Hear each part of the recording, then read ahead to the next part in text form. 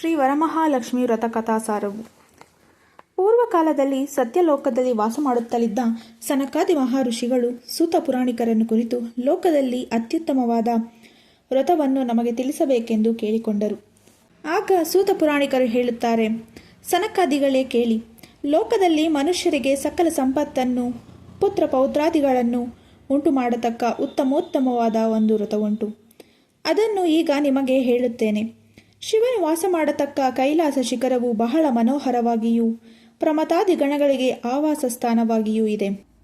ಆಲ, ಬೇಲ, ಅಶ್ವತ್ಥ, ಪಾದರಿ, ಹೊನ್ನೆ ಮೊದಲಾದ ದಿವ್ಯ ವೃಕ್ಷಗಳು, ಕಾಮಧೇನು, ಕಲ್ಪವೃಕ್ಷಗಳು ಇವುಗಳಿಗೆಲ್ಲ ಆವಾಸ ಸ್ಥಾನವಾಗಿಯೂ ಇದೆ.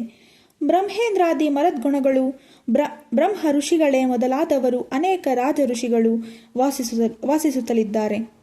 ಅಲ್ಲಿ ಯಕ್ಷ, ರಾಕ್ಷಸ, ಗರುಡ, ಗಂಧರ್ವ, ಸಿದ್ಧ, ವಿದ್ಯಾಧರರು, ಅಷ್ಟವಸುಗಳು, ಏಕಾದಶ ರುದ್ರರು, ಅಶ್ವಿನಿ ದೇವತೆಗಳು, ಅನೇಕ ದೇವತಾಗಣವು ಯಾವಾಗಲೂ ದೇವರನ್ನು ಸೇವಿಸುತ್ತಾ ಅವನ ಮಹಿಮೆಯನ್ನು ಕೊಂಡಾಡುತ್ತಲಿರುವರು.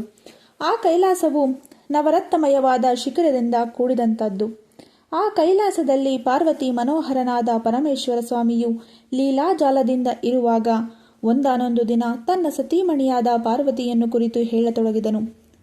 ಭವಾನಿ ದೇವಿಯೇ ಕೇಳು, ವರಲಕ್ಷ್ಮಿ ವ್ರತವೆಂಬುದು ಲೋಕದಲ್ಲಿ ಅತ್ಯುತ್ತಮವಾದದ್ದು, ಐಶ್ವರ್ಯಪ್ರದವಾದದ್ದು. ಅಂತಹ ವ್ರತ ವಿಧಾನವನ್ನು ನಾನು ನಿನಗೆ ಹೇಳುತ್ತೇನೆ ಕೇಳು. ವ್ರತವನ್ನು ಶ್ರಾವಣ ಮಾಸದಲ್ಲಿ ಶುಕ್ಲ ಪಕ್ಷದ ಪೌರ್ಣಿಮಾ ದಿನದ ಹಿಂದಣ ಶುಕ್ರವಾರದಲ್ಲಿ, ಅಂದರೆ 2ನೇ ಅಥವಾ 3ನೇ ಶುಕ್ರವಾರದಲ್ಲಿ ಈ ವ್ರತವನ್ನು ಆಚರಿಸಬೇಕು ಎಂದು ಹೇಳಿದನು. ಆ ವ್ರತ ವಿಧಾನವು ಹೇಗೆಂದು ಪಾರ್ವತಿಯು ಕೇಳಲು ಅದಕ್ಕೆ ಪರಮೇಶ್ವರನು ಹೇಳುತ್ತಾನೆ, ಪರ್ವತ ಪುತ್ರಿಯೇ ಕೇಳು. ಶ್ರಾವಣ ಮಾಸದಲ್ಲಿ 2ನೆಯ ಶುಕ್ರವಾರದ ದಿನ ಈ ವರಮಹಾಲಕ್ಷ್ಮಿ ವ್ರತವನ್ನು ಕಲ್ಪೋಕ್ತ ವಿಧಾನದಿಂದ ಭಕ್ತಿ ಪುರಸ್ಸರವಾಗಿ ಪೂಜೆ ಮಾಡಬೇಕು. ಅಂತಹವರು ಇಹದಲ್ಲಿ ಸಕಲ ಸಂಪತ್ತುಗಳನ್ನು ಪಡೆಯುತ್ತಾರೆ. ಈ ವ್ರತದ ವಿಚಾರದಲ್ಲಿ ಒಂದಾನೊಂದು ಇತಿಹಾಸ ಉಂಟು, ಅದನ್ನು ನಾನು ನಿನಗೆ ಹೇಳುತ್ತೇನೆ ಕೇಳು. ವಿದರ್ಭವೆಂಬುದು, ಅದರಲ್ಲಿ ಕುಂಡಿನಿ ನಗರವೆಂಬುದೊಂದು ಪಟ್ಟಣವುಂಟು. ಅದು ಸಕಲ ಸಂಪತ್ ಸಮೃದ್ಧಿಯಿಂದ ತುಂಬಿರತಕ್ಕದ್ದು. ಈ ಪಟ್ಟಣದಲ್ಲಿ ಚಾರುಮತಿ ಎಂಬ ಹೆಸರುಳ್ಳ ಒಬ್ಬ ಬ್ರಾಹ್ಮಣ ಸ್ತ್ರೀಯು ಇದ್ದಳು. ಆಕೆಯು ಪತಿವ್ರತ ಶಿರೋಮಣಿಯಾಗಿದ್ದರೂ ದಾರಿದ್ರ್ಯ ದೋಷದಿಂದ ಪೀಡಿಸಲ್ಪಟ್ಟಿದ್ದರೂ ಸ್ವಲ್ಪವೂ ಕೋಪವಿಲ್ಲದೆ ಪತಿ ಶುಶ್ರೂಷೆಯಲ್ಲಿ ಅತ್ಯಂತ ಆದರವುಳ್ಳವಳಾಗಿ ಗಂಡನ ಮನಸ್ಸಿಗೆ ಸ್ವಲ್ಪವಾದರೂ ವ್ಯಥೆ ಉಂಟಾಗದಂತೆ ಸವಿನುಡಿಗಳಿಂದ ಕೂಡಿ ಸಕಲ ಪ್ರಾಣಿಗಳಿಗೂ ಪ್ರಿಯವಾಗ ಈಕೆಯ ಸದ್ವರ್ತನೆಯನ್ನು, ಸತಿವ್ರತ ಧರ್ಮವನ್ನು ನೋಡಿ ಈಕೆಯ ಪುಣ್ಯಾಶೇಷದಿಂದ ನಿದ್ರಾಕಾಲದಲ್ಲಿ ರಾತ್ರಿ ವೇಳೆಯೊಳಗೆ ವರಮಹಾಲಕ್ಷ್ಮಿ ದೇವಿಯು ಬಂದು ಈಕೆಯೊಡನೆ ಮಾತಾಡಿದಂದೇ ಸ್ವಪ್ನವಾಯಿತು. ಅದು ಹೇಗೆಂದರೆ, ಎಲ್ಲವೂ ಪತಿವ್ರತ ಶಿರೋಮಣಿಯೂ ಪುಣ್ಯಶಾಲಿನಿಯೂ ಆಗಿರುವ ಚಾರುಮತಿಯೇ, ನಾನು ವರಮಹಾಲಕ್ಷ್ಮಿಯು. ನಾನು ನಿನಗೆ ವರಪ್ರದಾನವನ್ನು ಮಾಡಬೇಕೆಂತಲೇ ಇಲ್ಲಿಗೆ ಬಂದಿರುವೆನು. ನಿನಗೆ ಒಳ್ಳೆಯದಾಗತಕ್ಕ ವಿಚಾರವನ್ನು ತಿಳಿಸುತ್ತೇನೆ ಕೇಳು. ಶ್ರಾವಣ ಮಾಸದಲ್ಲಿ ಶುಕ್ಲ ಪಕ್ಷದಲ್ಲಿ 2ನೇ ಶುಕ್ರವಾರದ ದಿನ ನನ್ನ ಪೂಜೆಯನ್ನು ಯಾರು ಭಕ್ತಿಯಿಂದ ಮಾಡುತ್ತಾರೆಯೋ ಅವರಿಗೆ ಸಕಲ ಇಷ್ಟಾರ್ಥಗಳನ್ನು ನಾನು ಕೊಡುತ್ತೇನೆ. ಪುಣ್ಯಶಾಲಿಗಳಾಗಿದ್ದವರಿಗೆ ಮಾತ್ರ ಈ ನನ್ನ ವ್ರತದಲ್ಲಿ ಭಕ್ತಿಯುಂಟಾಗುವುದೇ ಹೊರತು ಮಿಕ್ಕವರಿಗೆ ಉಂಟಾಗಲಾರದು. ಇಹದಲ್ಲಿ ನನ್ನನ್ನು ಯಾರು ಆರಾಧಿಸುವರೋ ಅವರೇ ಧನ್ಯರು, ಅವರೇ ಸಾಹಸಿಗಳು, ಅವರೇ ಸ್ತೋತ್ರಾರ್ಹರು, ಅವರೇ ಪಂಡಿತರೆಂದು ತಿಳಿಯುವುದು. ಯಾರು ನನ್ನ ಕಟಾಕ್ಷಕ್ಕೆ ಭಾಗಿಗಳಲ್ಲವೋ ಅವನ ಬಾಳು ವ್ಯರ್ಥವೇ ಸರಿ. ನನ್ನ ವ್ರತಾಚರಣೆಯನ್ನು ಮಾಡತಕ್ಕವರಿಗೆ ಅಷ್ಟಭೋಗ ಸುಖ ಸಂತೋಷಗಳು, ಸಕಲ ಸಾಮ್ರಾಜ್ಯವೂ ದೊರೆಯುವುದಲ್ಲದೆ ಅಂತ್ಯದಲ್ಲಿ ಶಾಶ್ವತವಾದ ಮುಕ್ತಿಯುಂಟಾಗುವುದರಲ್ಲಿ ಯಾವ ಸಂದೇಹವೂ ಇಲ್ಲ. ಹೀಗೆಂದು ಚಾರುಮತಿಯೊಂದಿಗೆ ಹೇಳಿ ವರಮಹಾಲಕ್ಷ್ಮಿಯು ಅಂತರ್ಧಾನವನ್ನು ಹೊಂದಿದಳು. ಚಾರುಮತಿಯಾದರೂ ಆ ಕೂಡಲೇ ನಿದ್ರೆಯಿಂದೆದ್ದು ಸಂತೋಷದಿಂದ ಕೂಡಿ ತನ್ನ ನೆಂಟರಿಷ್ಟರಿಗೆಲ್ಲ ಈ ಸ್ವಪ್ನ ವೃತ್ತಾಂತವನ್ನು ಹೇಳಿದಳು. ಸಕಲರು ಇದನ್ನು ಕೇಳಿ ಆನಂದಭರಿತರಾದರು. ಆ ಬಳಿಕ ಚಾರುಮತಿಯೇ ಮೊದಲಾದವರೆಲ್ಲ ವರಮಹಾಲಕ್ಷ್ಮಿ ವ್ರತದ ದಿನವನ್ನೇ ಎದುರು ನೋಡುತ್ತಿದ್ದರು. ಇದರ ಭಾಗ್ಯವಶದಿಂದ ಶ್ರಾವಣ ಮಾಸವು ಬಂದಿತು.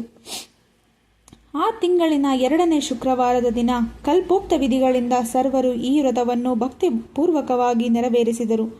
ಈ ವ್ರತವನ್ನು ಮಾಡಿದ ಎಲ್ಲರಿಗೂ ಲಕ್ಷ್ಮೀದೇವಿಯ ಅನುಗ್ರಹವುಂಟಾಗಿ ಸುಖದಿಂದಿರುತ್ತಿದ್ದರು. ವರಮಹಾಲಕ್ಷ್ಮಿಯ ಅನುಗ್ರಹಕ್ಕೆ ಪಾತ್ರಳಾದ ಚಾರುಮತಿಯಾದರೋ ಸಕಲೈಶ್ವರ್ಯದಿಂದಲೂ ಪುತ್ರ ಮಿತ್ರಾದಿಗಳಿಂದಲೂ ಕೂಡಿದವಳಾಗಿ ಬಡವರಿಗೆ ಅನ್ನ ವಸ್ತ್ರಾದಿಗಳನ್ನು ಕೊಡುತ್ತಾ ಬಂಧು ವರ್ಗದವರನ್ನು ಕಾಪಾಡುತ್ತಾ ಇಹಲೋಕದಲ್ಲಿ ಸಕಲ ಸುಖಗಳನ್ನು ಪಡೆದು ಪರಲೋಕದಲ್ಲಿ ಉತ್ತಮೋತ್ತಮವಾದ ಮುಕ್ತಿಯನ್ನು ಹೊಂದಿದಳು. ಆದ ಕಾರಣ ಎಲವು ಪಾರ್ವತಿಯೇ, ಇಹದಲ್ಲಿ ಯಾರು ಈ ವರಮಹಾಲಕ್ಷ್ಮಿ ವ್ರತವನ್ನು ಭಕ್ತಿ ಪುರಸ್ಸರವಾಗಿ ಮಾಡುತ್ತಾರೆಯೋ ಅಂತಹವರು ಸಕಲೈಶ್ವರ್ಯವನ್ನು ಪಡೆಯುತ್ತಾರೆ. ಹೀಗೆಂದು ಪರಮೇಶ್ವರನು ಪಾರ್ವತಿಗೆ ಹೇಳಿದನು. ಆಗ ಪಾರ್ವತಿಯು ಪರಮೇಶ್ವರನ ಕುರಿತು ಇಂತೆಂದಳು.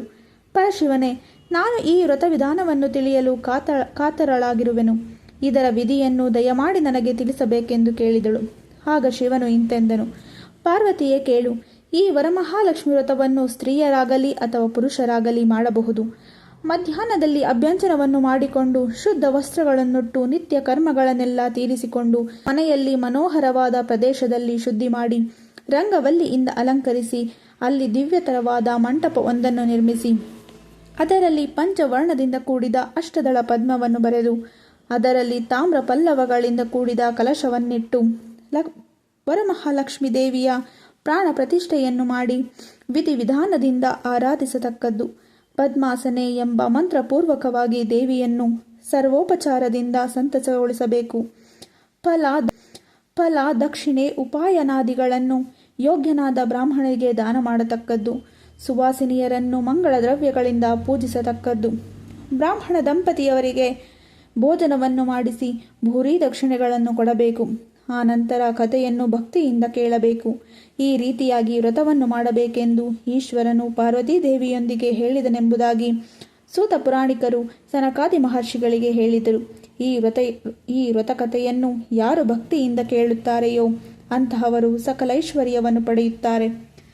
ಈ ಕಥೆಯನ್ನು ಯಾರು ಕೇಳುತ್ತಾರೆಯೋ, ಯಾರು ಹೇಳುವರೋ ಅವರಿಗೆ ದಾರಿದ್ರ್ಯವೆಂಬುದು ಧ್ವಂಸವಾಗಿ ಅಂತ್ಯದಲ್ಲಿ ಶಾಶ್ವತವಾದ ಮುಕ್ತಿಯನ್ನು ಸುಖವನ್ನು ಪಡೆಯುತ್ತಾರೆ ಎನ್ನುವ ಭವಿಷ್ಯೋತ್ತರ ಪುರಾಣೋಕ್ತವಾದ ಶ್ರೀ ವರಮಹಾಲಕ್ಷ್ಮಿ ವ್ರತ ಕಥಾಭಾಗವು